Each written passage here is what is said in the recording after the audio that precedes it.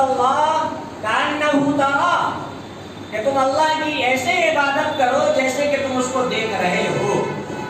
یہ کیفیت ہونی چاہیے کہ اللہ کو ہم دیکھ رہے ہیں، اس طرح سے عبادت کریں۔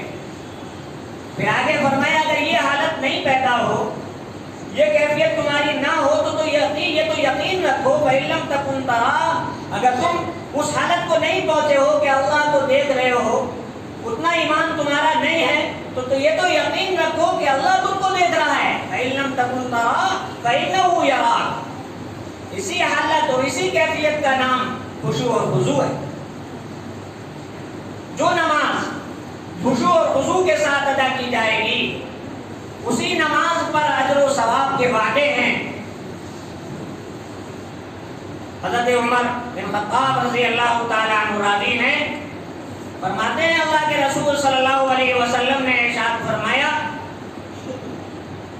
کہ جو فرض نماز کے لیے آیا، فرض نماز ادا کرنے کے لیے، اور اس نے فرض نماز ادا کی خشوع اور خضوع کے ساتھ، رکوع اور سجود، سجدہ اور رکوع مکمل ادا کیا اور اچھی طرح سے وضو کیا، اور پھر نماز خشوع اور خضوع کے ساتھ ادا کی، رکوع اور سجود مکمل کیا، تو یہ نماز پہلے والی نماز کے درمیان جو اس کے گناہ ہوئے ہیں ان کے لیے کفارہ بن جایا کرتی ہے، اس وقت تک جب تک کہ یہ گناہ کبیرہ کا ارتکاب نہ کرے، جب تک تو کوئی بڑا گناہ نہ کرے۔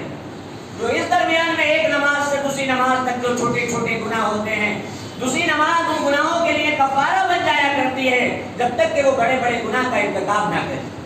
غور فرمائیں۔ اور خشوع اسی کیفیت کا نام ہے۔ خشوع کوئی الگ سے انسان کی حالت کا یا الگ سے کوئی کیفیت بنانے کا نام نہیں ہے کہ آپ اس طرح سے کیفیت دکھائیں کہ بڑا خشوع اور خضوع کے ساتھ نماز ادا کر رہا ہے، کوئی اپنے اوپر حالت طاری کرے، اس کا نام خشوع نہیں ہے۔ خشوع دل کی حضوری کا نام ہے، دل آپ کا متوجہ ہو۔ ایک موقع پر حضرت عمر بن خطاب رضی اللہ تعالیٰ عنہ نے دیکھا کہ ایک شخص ہے، وہ نماز ادا کر رہا ہے، اور نماز ادا کرتے ہوئے وہ اپنی داڑھی سے کھیلنے لگتا ہے۔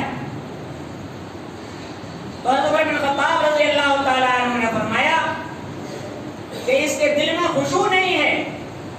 اگر اس کے دل میں خشوع پیدا ہو جائے تو اس کے اعضاء میں اور اس کے جوارح میں بھی خشوع پیدا ہو جائے۔ جب دل میں خشوع آئے گا تو اعضاء اور جوارح میں تو آ ہی جائے گا۔